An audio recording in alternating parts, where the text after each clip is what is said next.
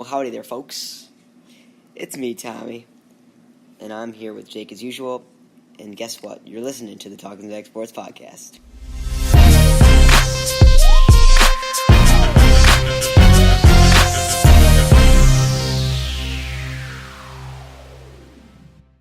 Okay, Jake, how are you doing today? I'm good, Tom. How are you? Would you say fanciful or not quite? I would. And let me tell you a quick story. So, I woke up this morning and I went out and started watering my spice garden as I do every morning. And I looked into my little tray of herbs, and I thought, wow, Jeremy Lin had quite the run, I was just looking into those herbs and I was just thinking, it's so crazy how he had a crazy stint there in 2012 and then just was never heard of again.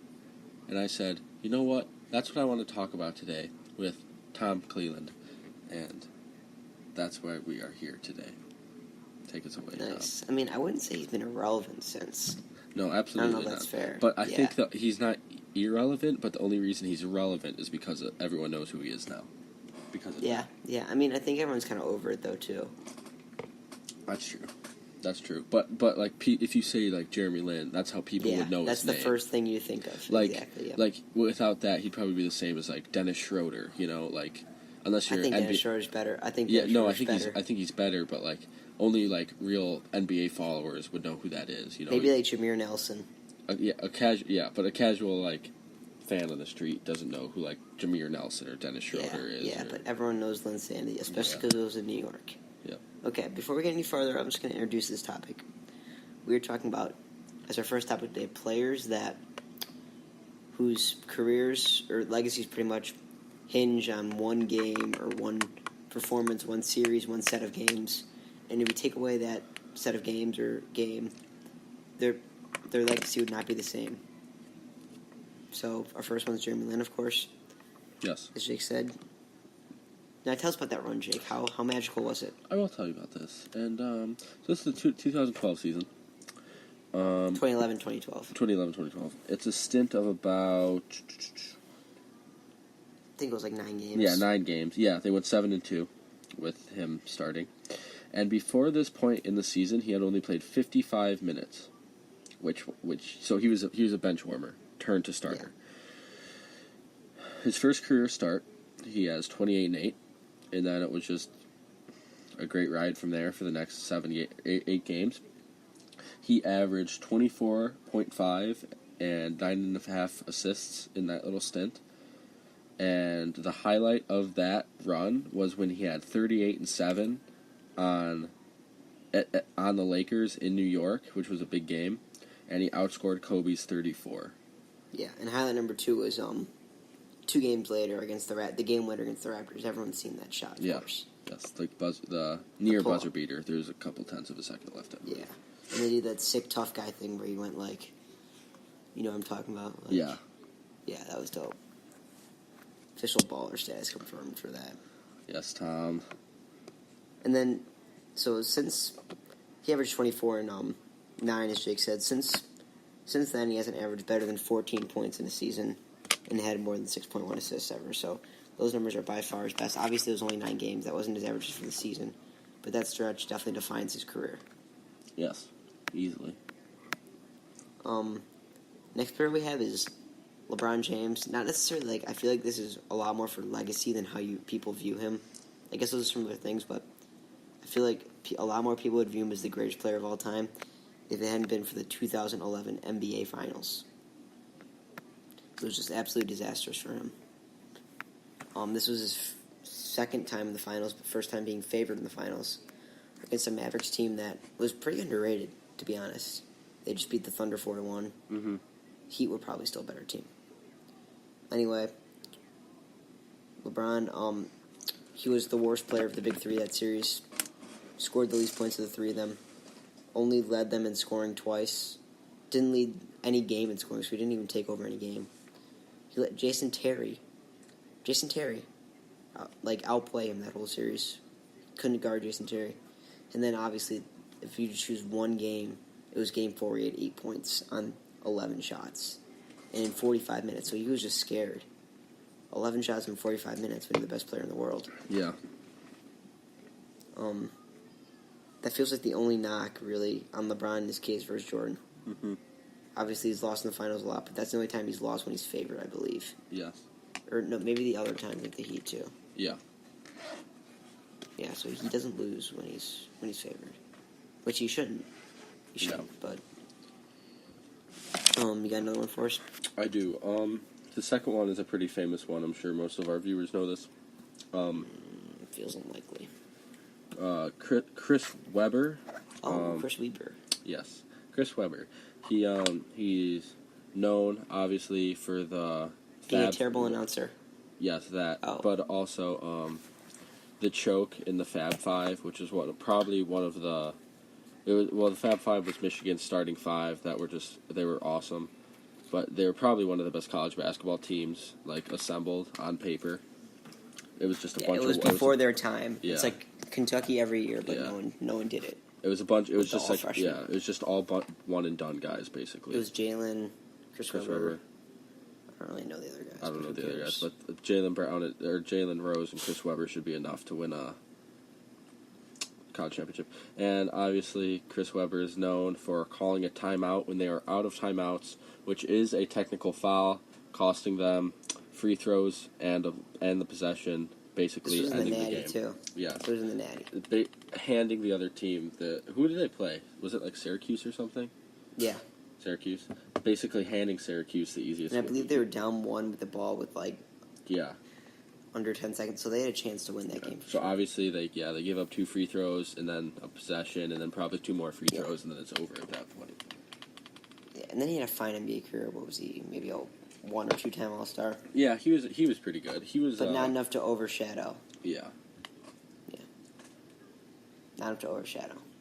And now he's a bad announcer, so he's 1 for 3 in terms of his careers. Yes. Next one I have is another Fab Five member, Jalen Rose.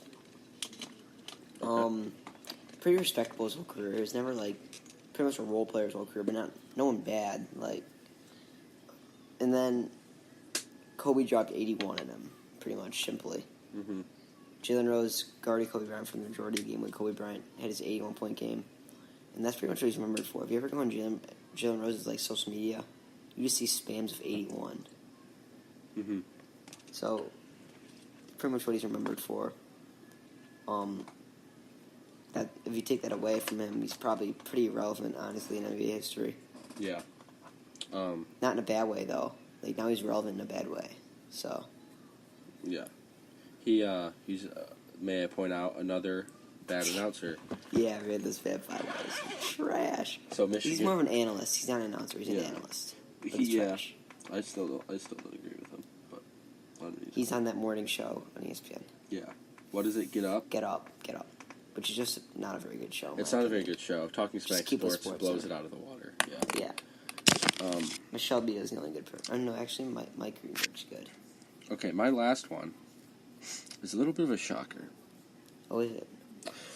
All right. So what do you think of when I say Ron Artest and Malice at the Palace or Meta World Peace? Malice at the Palace. You think of that's the first thing that comes to mind. You think of a grinder. You think of a guy that elbows James Harden in the head for no reason, knocking him out. Yeah, just a crazy grinder, brutal, beat on you type guy. Kind of really a scorer, old school player. And a lot of people don't actually remember this, but it was actually a very significant play.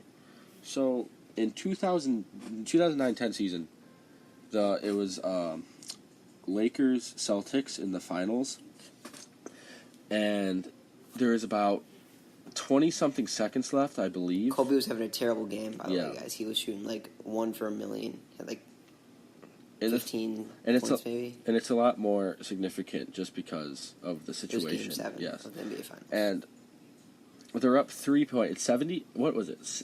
It was very low scoring. I think it was 76, 73 or something. Or it might have been 96, but I'm pretty sure it was 76 something. I think it might have been 80. 80? I don't know why. It doesn't really matter. It's kind of relevant to the story. Yeah, no, it was 73, 76 with 1 minute left. Exactly 1 minute left. And Kobe dribbles into a double team. All the Celtics players fly to Kobe. He shoots it?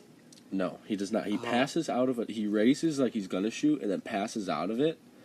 And then it falls. It goes right to Ron Artest, who's spotting up, who hesitates and then shoots a contested jumper that he just buries it. That puts him up 6 with a minute left. So it's over. Yeah, icing the game for the most part. Just a dagger. So it's like the Ray Allen version. It's like Ray Allen. So why does no one ever talk about that? They were It's a little different, but so you're telling me Kobe got carried to 4 championships? Yeah, but the difference is, wasn't Ray Allen to tie it? Yep. Mm-hmm.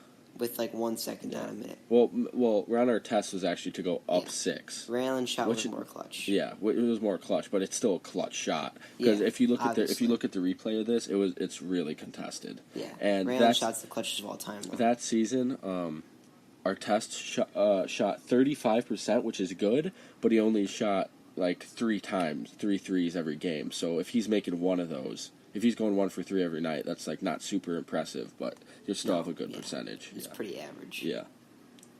You wouldn't expect making a contested 3-pointer with a minute left in Game 7. Especially being a pass from Kobe. Yeah, because it's not a good pass. He doesn't do that passing stuff.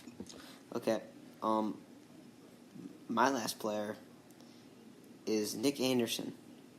So, 1995 NBA Finals, Nick Anderson's the second best player on the Orlando Magic, led by Shaq. Okay, is he a rookie this year? No, he's not. It's like it's his age 27 season. It's like his 6th season. So he's older. But he's pretty young.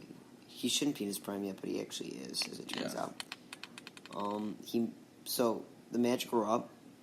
Nick Anderson goes to the free throw line once, misses both free throws. They're still up. He goes back. He misses 2 more. He misses 4 total free throws. Who did they play? I don't know who they play, but they got swept out of the series after that when they should have easily had Game 1. Pretty similar to something that happened this NBA Finals. Mm-hmm. And then Nick Anderson was just never the same. From his age 22 to age 27 season, he averaged 16 points a game. Mm-hmm. And then from his age 28 to his 34, he averaged 12.3. So what year was this? 1995. 1995. He actually shot one of his better free throw percentages that year as well. Really? 1994-95? Yeah, 95 finals and 94-95 season. That was his second highest free throw percentage. Yeah. What was it? It was 70%, and his highest was 74. That's not good, though. His highest was 74. But at 70%, you still should make... What was he for his career, though? 67. You gotta make 67. You gotta make 1 or 2 of those 4. Yeah. I make 2. His career stats say he's gonna make at least 2. So. Yeah, and that year stats is pretty much 3. Mm-hmm. Yeah, but he was never the same. I know not a lot of people talk about Nick Anderson, but if you do, there's a whole 30 for 30 on this. Well, not a whole one, but the Magic 30 for 30, like this Magic moment, I think it's called. Yeah. Where they get the expansion team, they get Shaq, they get Nick Anderson. That's part of it. Mm-hmm. Do you know what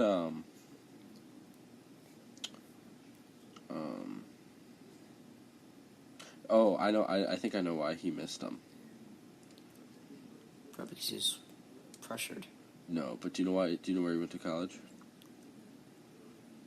No. Illinois. Why is that? Why he missed them? Because, Tom, everyone that goes to Illinois is awful. We know this. We know this. If you're listening and you go to the University of Illinois, get out. Subscribe right now. Oh. And then subscribe and then come back for next episode. But this episode is done for you. Oh, we forgot to give our social medias. Right now, social medias. Social medias. Talkin'Smack _pod. Yeah, Talkin'Smack. On Instagram and Twitter. Instagram is still kind of iffy. Someone kind of hijacked that account. I'm not going to name names, but the third host. Yeah. Cole, what up? How we doing? Cole, back again. Okay, that's a good break. That's enough of that topic. You know what I mean. I think we've exhausted it, as Tom likes to say. Did we thirst it? Yeah, we thirsted it. Back to the lobby for you.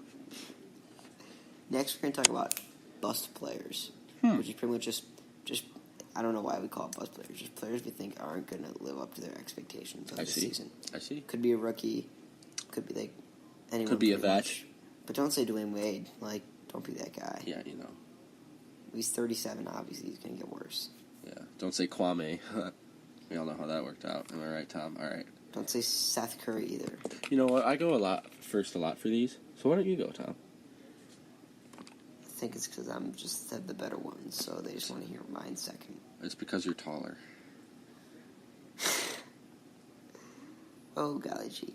Guys, guess our heights. If you're listening, guess our heights. Heights in chat. Heights in chat and Twitter. Or YouTube or whatever. Just guess our heights. Hey, that giveaway is still there.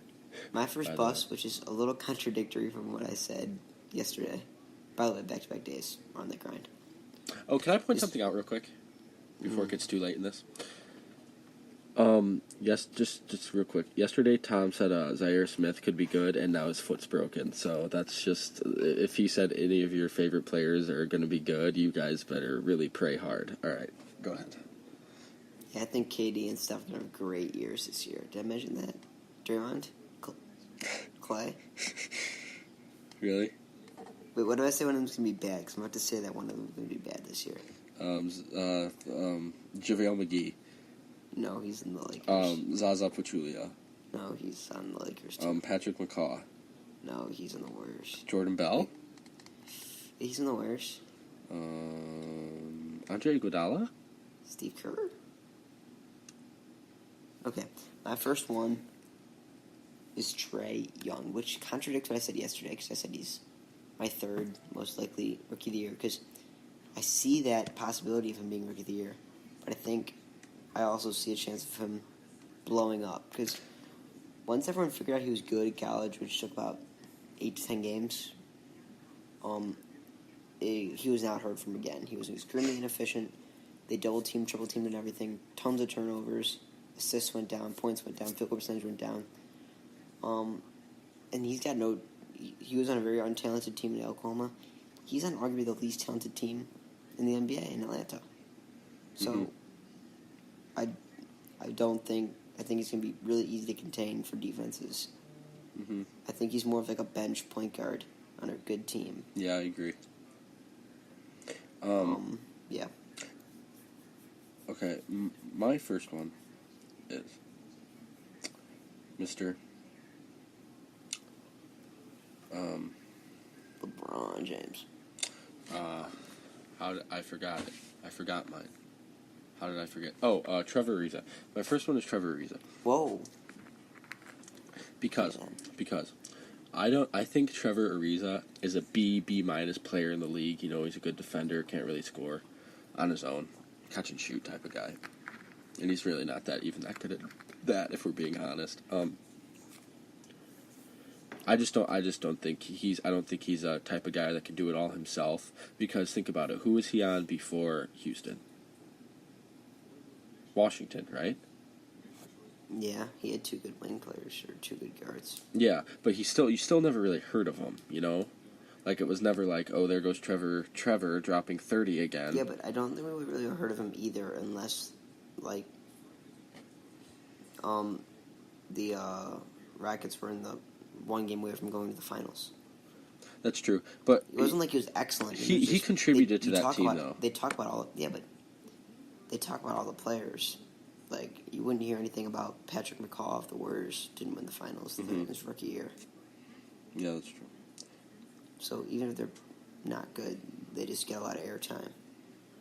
But I mean, I guess he's getting a year older. People can still create for him. Yeah, there's still a lot of. I agree, but he's also on the Suns, which is like, who's he getting creation from? He's going to be the creator. Might try to give McCall Bridges a very similar player. They might try to give him more run. And then Devin Booker's going to be heaving, and not to mention DeAndre Ayton. So there's a lot of touches that need to be touched on that team. Yeah, a lot of touching. But lots of touching. Tom, I think I'm just going to touch you right now. Is that okay? We're not in the same group, Jake. Oh, I just want to, get up in that. Anyway, yeah, I don't think Trevor Ariza has the offensive abilities to score on his own. So yeah, that's basically it. That's all there is to be said.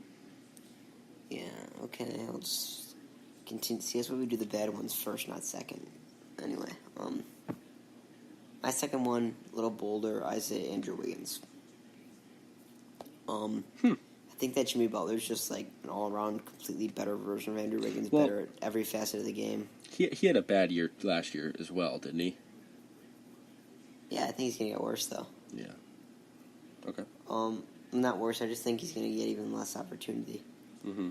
I think Tom Thibodeau hates him because he refused. Dude, can you think of a better body in the NBA to play defense? Yeah. No. Like, oh my gosh, Mo Bamba. And if you couldn't do it with Jimmy Butler, one of the best wing defenders, and Tom Thibodeau, the best defending coach. Mm-hmm. And same thing with Cat. If these guys can't learn to defend with those two, they're never going to be able to defend in this league. Mm-hmm. He also can't really shoot. Mm-hmm. He hasn't really gotten better at it at all. I think it's just going to be a train wreck. This is a train wreck of a contract for the Timberwolves. Mm-hmm. This is interesting. I just have his stats up right here. From 2016 to 2017, the two different seasons, he played the same amount of games. He played every game. He's only in his 4-year career. He's only missed one game, which is I find interesting. He played one less minute than he did in 2016, which is like whatever, It's Per game or total? Per game. It kind of adds up to a lot, though. Yeah, I was gonna say it's almost 100 minutes. And he averaged a full 6 less points, which is that's a lot of points. And he shot worse. He did rebound more, but he got less assists. And his defensive metrics are horrible Yeah. if you go to advanced stats. So it's like he wasn't hurt. He played every single game. That's just an awful season. No, it's just less opportunity. He had less shots. How many less shots did he get? I don't know that, but I just know he shot worse. Yeah, well, I mean, Jimmy Butler's there, so. Mm-hmm. I mean, he shot 4 less times. Oh, the whole year, or 4 times per game? Per game. Yeah, see, so that kind of makes sense. With 2 for 4, that's 4 points. Mm-hmm.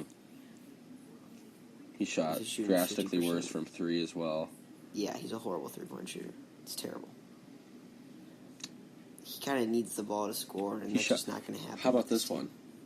He went from 76% at the free throw line, which is still subpar, to 64% this season. Oh my goodness! Holy cow! This contract, what was it like? Was it 4 for 100 they gave him? Yeah. It's dreadful. I think so. It's dreadful. See, because Jimmy's out the door next year. Yeah. And they're gonna have 2 more years, and or maybe only 1 more year. But the Timberwolves were so promising, and now it's just a bunch of players that don't like each other. Yep. Yeah, like that. We thought that was gonna be a big time big 3. Mm-hmm. With good additions of Jeff Teague, Taj Gibson, defending Derrick Rose, yes. Hopefully, Derrick Rose can do something with his career there, please. But that team is a good bench. It's just not meant to be though. Nobody likes each other. Yeah, you can't have that. I just don't think Tom Thibodeau teams are meant to be playoff contender. I mean, championship winners. Yes, they're always good in the regular season, but the minutes just catch up to them. I think. Mm-hmm. Can't play. Wait, how many minutes did he average last year? Do you still have it up? Yeah, 36 compared to 37. It's a lot of minutes. It's got to be number 1 in the league. Mm-hmm. That's got to go down. Yeah, that's literally just an example of falling off the table there. Okay. Yeah. Have I done one or two? I've done one. My second one is Aaron Gordon. He just got a big contract. 4 for 84, right? Yeah. I like Aaron Gordon. I think he's good. I think he's a fun young player. But I think he's a little bit old school in today's NBA. I mean, he doesn't really shoot. he actually shot better last year at 34%.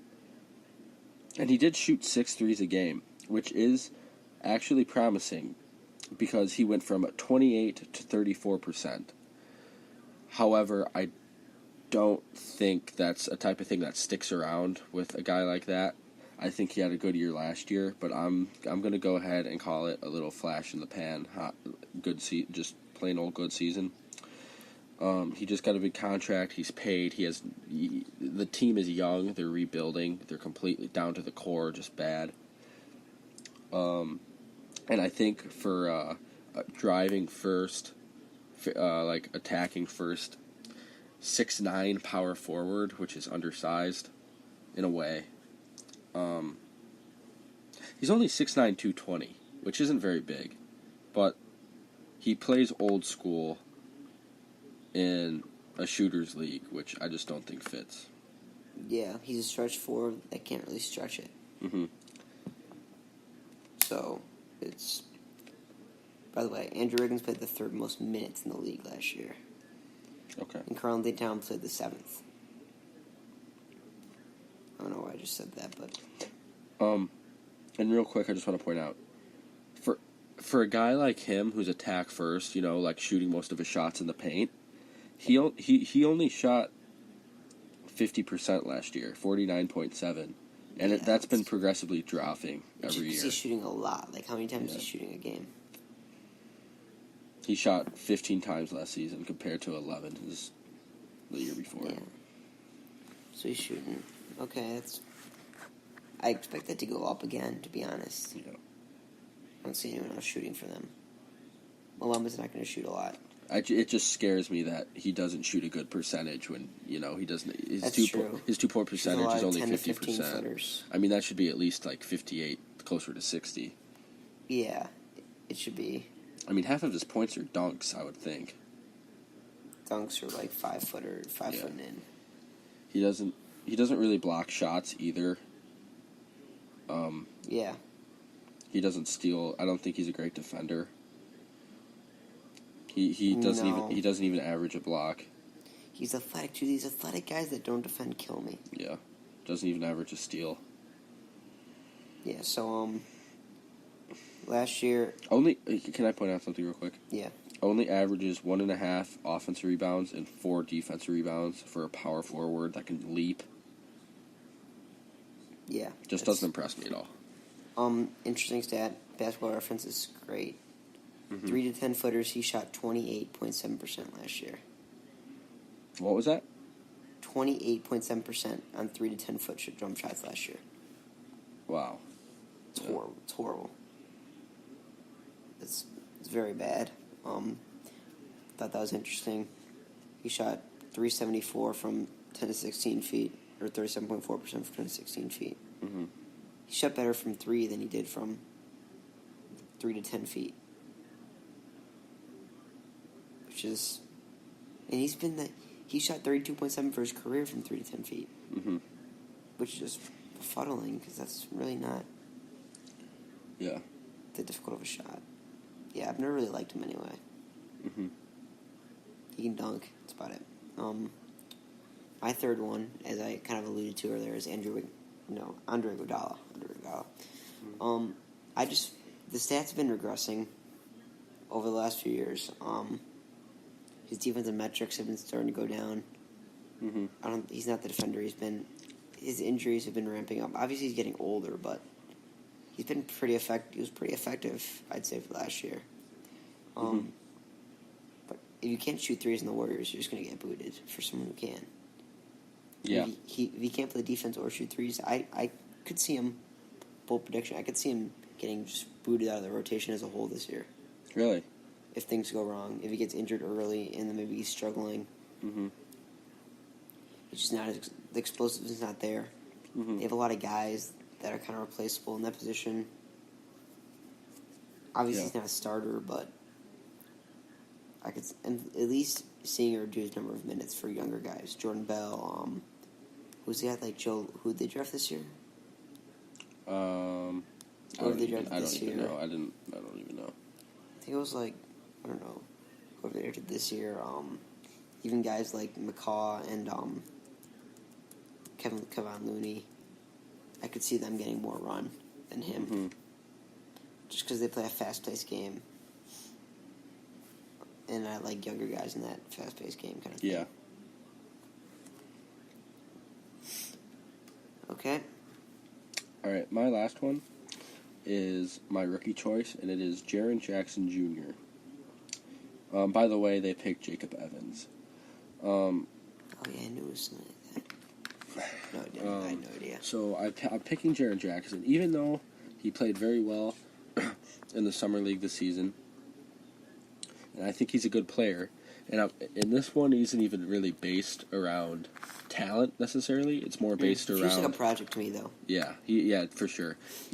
He's more based around like where the organization is at more than anything. Like, if he was on Orlando or Phoenix, I definitely wouldn't pick him to be a bust. But because he's on Memphis, which is, to me at least, a borderline playoff team, I think they'll be scrapping. I think they'll be clawing for a spot.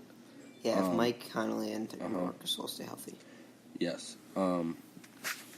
I think he'll not struggle to find minutes. Yeah, I guess he will, because I think they're going to be I think they're just going to be fighting every game to get a win, because I think they know they're going to need it in a difficult conference.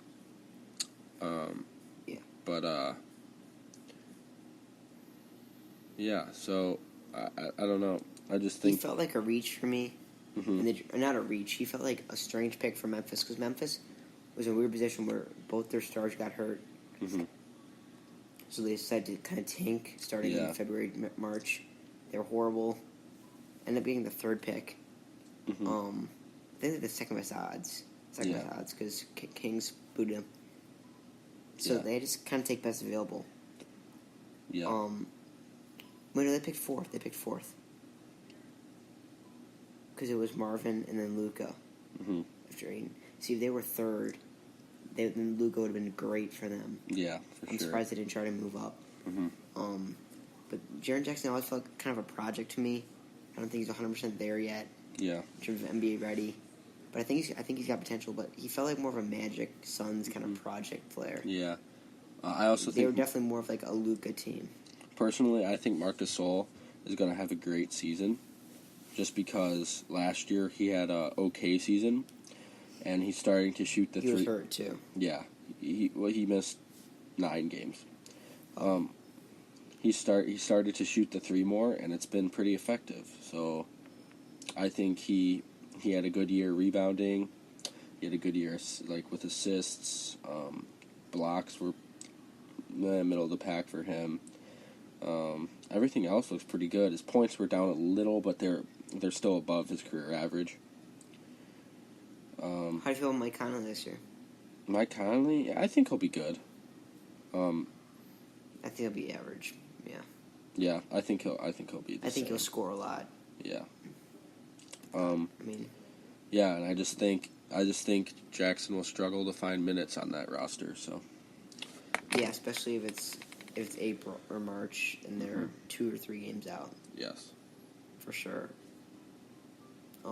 Yeah, but I like his future, just maybe not this year. Okay. Have we exhausted that topic? I think we have. Our last topic is kind of just a fun one. Article's kind of old. It's from April of this year by Zach Lowe on ESPN. Pretty much about this concept. Everyone knows TBT, the basketball tournament, during the summer.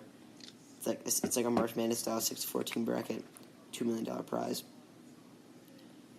They instituted this year. They trialed it out last summer, and they went all in with it this year. It's something called the Elam finish, or the Elam ending, which is pretty much just the last name, Nick Elam, of the guy who created it.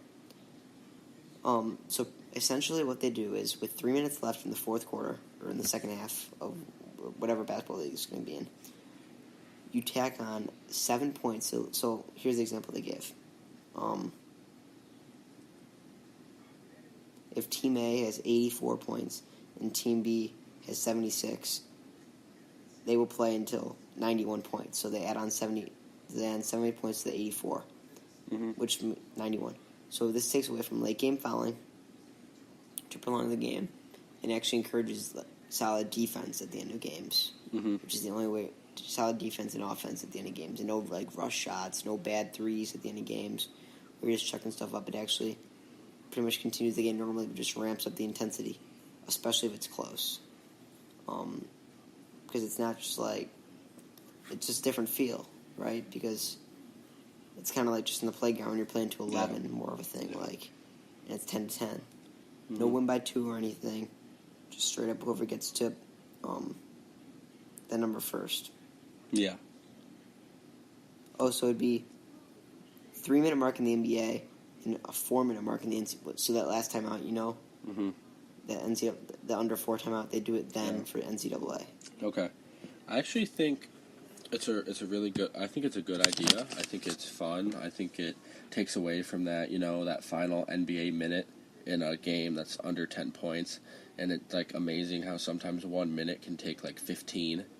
Just with the losing coach will call a timeout, and then the winning coach will call a timeout to get different guys in, and then something will happen, and then another timeout, and then there's fouling. It's crazy. It's just a total waste. It's just a waste of time for everybody. Yeah.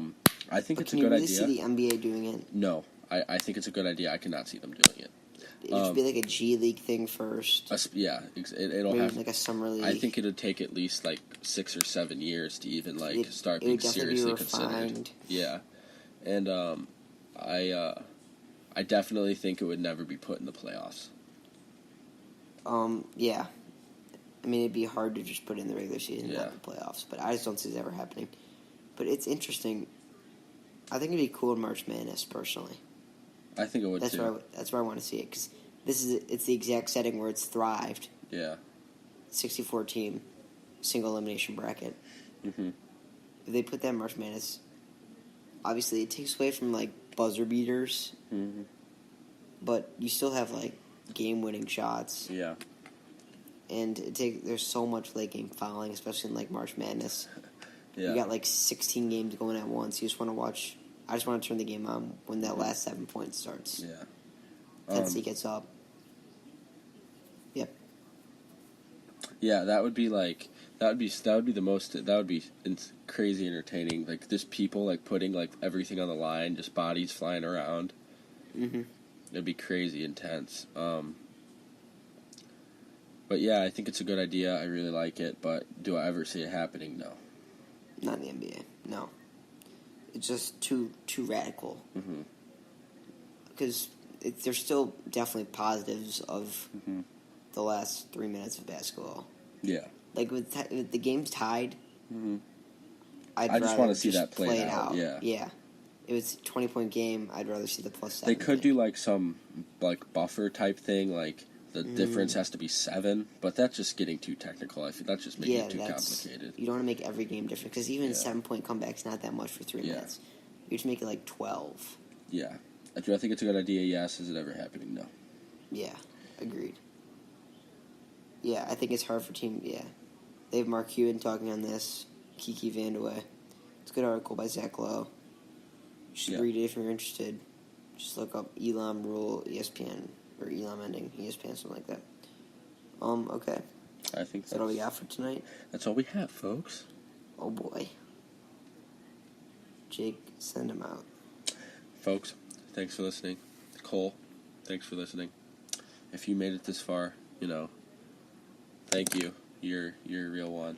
Comment corn muffins in the Comment corn muffins in the chat. So yeah, Twitter comments for suggestions, whatnot. Thanks for listening, guys. Do the like and subscribing stuff, 5 stars. Notification gang, we need them. PNG. Yep. All right, guys. We'll see you.